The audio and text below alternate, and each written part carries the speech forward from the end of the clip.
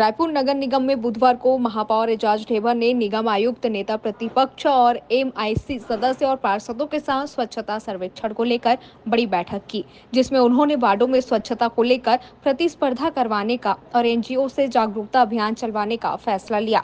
महापौर एजाज ढेबर ने बताया कि स्वच्छता के अभियान में जब तक जनता और उनके फीडबैक को नहीं जोड़ा जाएगा, तब तक रायपुर अपने लक्ष्य को हासिल नहीं कर पाएगा।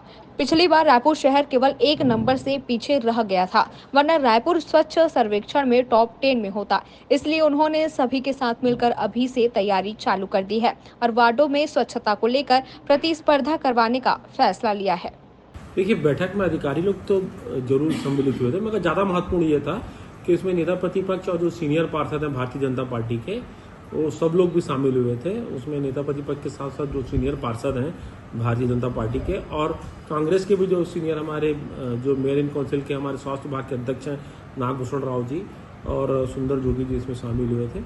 बैठक इसलिए भी महत्वपूर्ण है क्योंकि इसमें ये डिसाइड किया गया कि हम इसमें दलगत राजनीति से उठकर हम स्वच्छता रैंकिंग में हम साथ में मिलकर हम लड़ाई लड़ेंगे, क्योंकि इसमें जनप्रतिनिधियों के सबसे पहले इसमें कभी भी वो तवज्जो नहीं दिया गया जो जिस तवज्जो की वजह से हम लोग बहुत ज्यादा अच्छा नंबर नहीं ला पाते।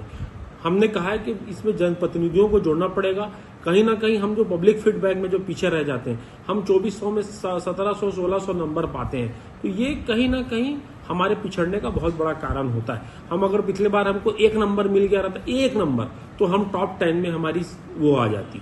तो कहीं ना कहीं इस बार पब्लिक को भी जोड़ा जा रहा है, जनप्रतिनिधियों को भी जोड़ा जा रहा है। जब तक कि यह जे और पी मतलब जनता मतलब जनप्रतिनिधि और पब्लिक जब तक कि नहीं जुड़ेंगे, जब तक कि जन आंदोलन नहीं बनेगा, तब तक के मुझे नहीं लगता कि हम लोग ये कंपटीशन को जीत पाएंगे।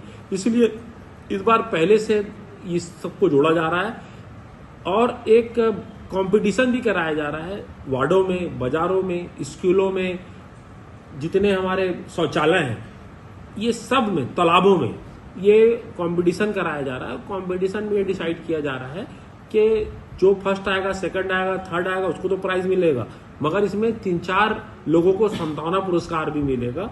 ये डिसाइड भी किया गया है।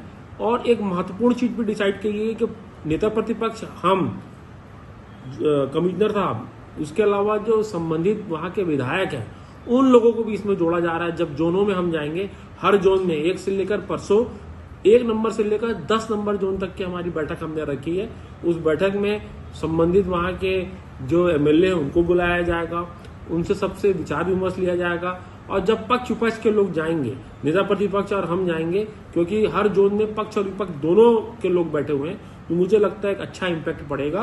और क्योंकि ये लड़ाई में सब लोग को शामिल होना है, मेहमान कलाकार जैसे ग्राउंड के बाहर नहीं खेलना है, सबको ग्राउंड में आके खेलेंगे।